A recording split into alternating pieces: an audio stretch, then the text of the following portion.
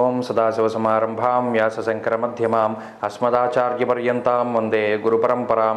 జ్యోతిష్ శాస్త్రాన్ని భావితరాల వారికి ప్రసాదించిన ఋషుల యొక్క పాదపద్మాలకి నమస్కారం చేసుకుంటూ, అలాగే నాకు ఈ జ్యోతిష విద్యను నేర్పిన గురువర్యులు జ్యోతిష బ్రహ్మ కీర్తిశేషులు శ్రీ ఏరంకి సూర్యనారాయణమూర్తి గారు, సూర్యశ్రీ దైవజ్ఞ గారి యొక్క పాదపద్మాలకి నమస్కారం చేసుకుంటూ, ఓం శ్రీ మహాగణాధిపతి నమః, శ్రీ గురుభ్యో నమః, హరి ఓం.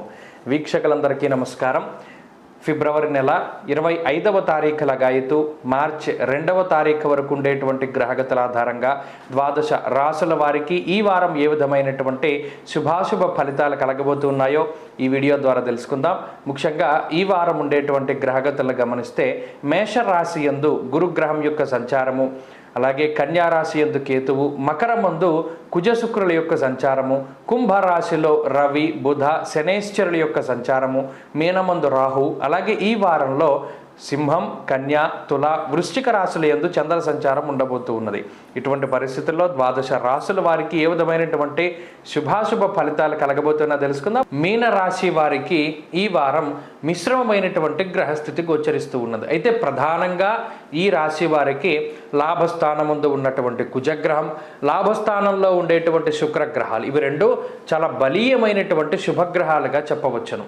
ఉపచయ స్థానంలో ఉన్నటువంటి క్రూరో బలీచే ధృతే అన్నది శాస్త్రం. అనగా లాభస్థానంలో ఉండేటువంటి క్రూరమైనటువంటి గ్రహాలు కుజుడు మొదలగు గ్రహాలు చాలా యోగాన్ని ప్రసాదిస్తూ ఉంటాయి. అందులో భాగంగా ఈ వారంలో ఏదైనా ఇల్లు కట్టుకోవాలి అన్నా, ఇల్లు కొనుక్కోవాలి అన్నా, లేదా స్థలాలు అమ్ముడవ్వాలి అన్నా, లేదా కొనుగోలు చేయాలి అన్నా, పొలాలు కొనుక్కోవాలి అమ్ముకోవాలి అన్నా, ఇలా భూపరమైనటువంటి లావాదేవీలు, వాహనపరమైనటువంటి లావాదేవీలు, నూతన ఆభరణాలు, శుభ కార్యక్రమాలు, ఇలా మనసుకి ఆనందాన్ని కలిగించేటువంటి విషయాలు అన్నీ కూడా మీనరాశి వారికి చాలా సానుకూలంగా కనబడుతూ ఉన్నాయి. మరి వ్యయస్థానమందు కూడా గ్రహ సంపత్తి ఉంది కదా, మరీ ముఖ్యంగా వ్యయ శని, వ్యయ రవి, వ్యయ బుధుడు, ఈ మూడు గ్రహాల వల్ల మాత్రం కొంత జాగ్రత్తగా ఉండాలి. ఆ మూడు గ్రహాలే ఆరోగ్యపరమైనటువంటి సమస్యలు, మూడు ప్రధానమైనటువంటి సమస్యలకి కారణమవుతారు.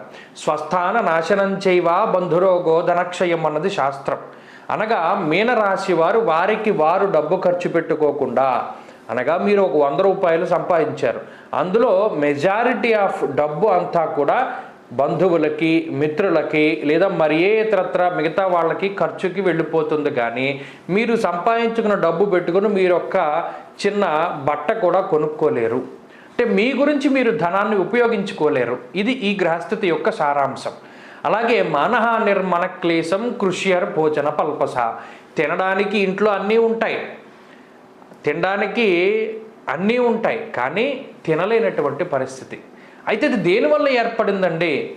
మీరు చేసే ఇంటర్మీడియట్ డైట్లో, లేదా అనారోగ్య సమస్యల వల్ల తినకూడదనో, లేదా అతిగా తినకూడదనో ఏదో ఒక నియమం పెట్టుకుని తినడానికి అన్ని పదార్థాలు యోగ్యంగా ఉన్నా కూడా ఆహారం తీసుకోలేనటువంటి పరిస్థితి, దీనికి కూడా ఈ గ్రహస్థితే కారణమవుతుంది. బుద్ధి చాంచల్యం ఆప్నోతి, బుద్ధి చాంచల్యం, మరీ ముఖ్యంగా మతిమరుపు.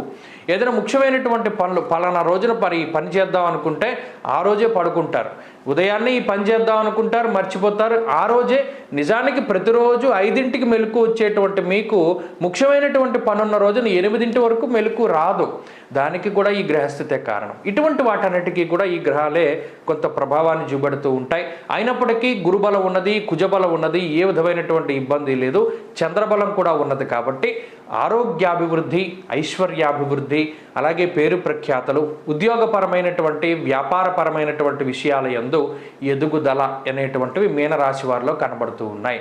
ఈ వారంలో చదువరులకి కూడా గ్రహస్థితి బాగున్నది, విద్యార్థులకి అలాగే స్త్రీలకి కూడా గ్రహగతులు బాగున్నాయి. ఒక ఆరోగ్యం పట్ల మాత్రం శ్రద్ధ వహించాలి. మీనరాశి వారు ఈ వారం మరింత అనుకూలమైనటువంటి ఫలితాలని సాధించడానికై సూర్యారాధన చేస్తూ ఉండడం చెప్పదగినటువంటి సూచన.